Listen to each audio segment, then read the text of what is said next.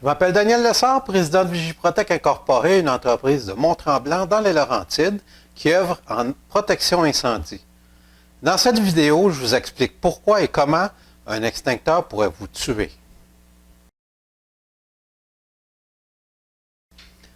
Avoir un extincteur en entreprise est obligatoire par la CNESST et les normes en matière de prévention incendie.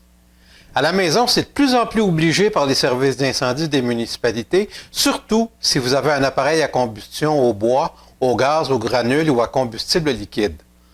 Un extincteur pourrait vous tuer en n'en ayant pas. Avant même de penser à utiliser un extincteur, vous devez penser à évacuer les lieux et faire sortir tous ceux qui y sont. N'utilisez votre extincteur que si le feu est de petite envergure et si vous pouvez vous échapper rapidement et facilement. En passant outre, votre extincteur pourrait vous tuer. Quand je me présente en entreprise ou en résidence pour une inspection, il est très fréquent que les occupants ignorent où se situe leur extincteur, ou encore que les lieux soient tellement encombrés que l'extincteur est invisible. Vos extincteurs doivent être à la vue et on doit pouvoir y accéder rapidement et facilement.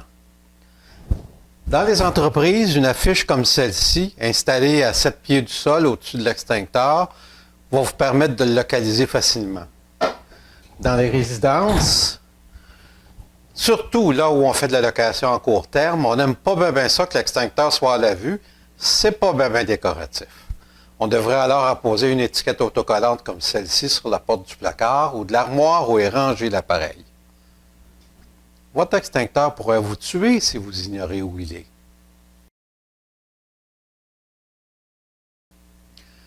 Vos extincteurs doivent être accrochés au mur ou placés dans un support fixe s'il est dans un véhicule. C'est la loi.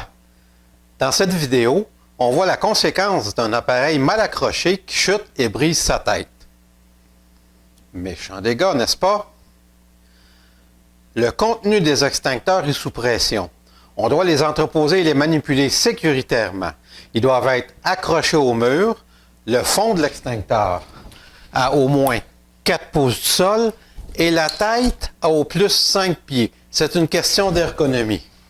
Les ancrages doivent être solides et maintenir l'appareil en place, même en cas de choc. Un extincteur mal accroché pourrait vous tuer. Fabriqué par Kidd de 1973 à 2017 et vendu sous une multitude de marques, les extincteurs dont la tête en plastique ont été bannis au Canada et aux États-Unis car ils présentent plusieurs dangers. La tête étant trop fragile au choc, elle pourrait se rompre et le cylindre être projeté comme une fusée. Aussi, les têtes avaient la fâcheuse habitude de se bloquer, rendant l'appareil inutile. Si vous en possédez un, débarrassez-vous-en à l'éco-centre ou chez une entreprise spécialisée comme la nôtre. Ces extincteurs pourraient vous tuer. Une bonne habitude à prendre est de vérifier vos extincteurs régulièrement. On recommande une fois par mois. Vérifiez premièrement s'il est à sa place, si l'aiguille du manomètre se situe dans la zone verte, si la goupille de sécurité est en place et scellée, si le boyau ou l'ajustage est libre de toute obstruction. Il est recommandé de le secouer pour éviter à la poudre de s'agglutiner.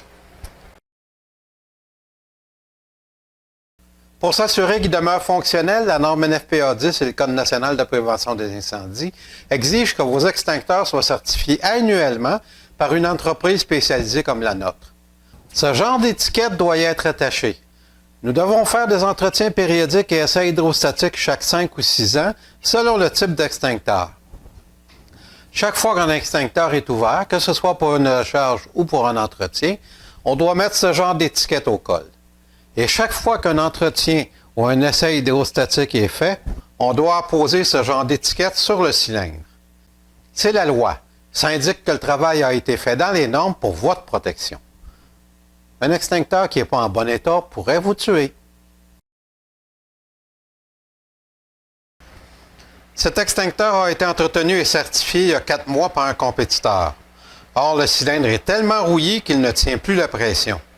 Ce compétiteur a contrevenu à 2 règles de la norme NFPA 10. Premièrement, l'extincteur date de 1978.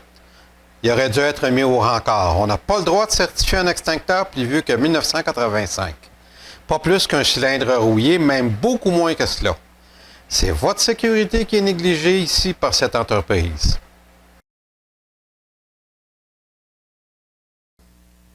Face à un incendie, évacuez. On ne le dira jamais assez.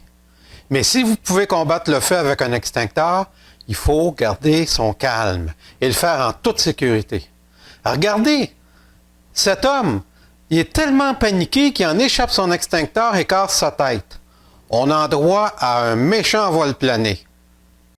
Un extincteur volant pourrait vous tuer. Si vous avez une piscine à la maison ou opérez un bain public, sachez qu'on ne doit jamais utiliser un extincteur à poudre ABC sur un feu impliquant du chlore ou du brome. Le mélange des deux crée une réaction chimique qui produit un gaz explosif. Votre extincteur pourrait vous tuer. Les agents d'extinction halogénés, comme le halotron et le Fe36, sont des agents propres et sans résidus qui sont utilisés principalement dans les salles de serveurs et là où il y a de l'équipement informatique sensible. On peut aussi en retrouver dans les musées et les galeries d'art. La particularité de ces agents, c'est qu'ils agissent par privation d'oxygène. Il faut donc évacuer les lieux rapidement après leur usage. Il nous faut de l'oxygène pour vivre. Ici aussi, votre extincteur pourrait vous tuer. Vous trouvez sur notre site web des liens de vidéos faits par des services d'incendie d'ici qui expliquent comment utiliser un extincteur. Chez Vigiprotec, votre sécurité nous tient à cœur.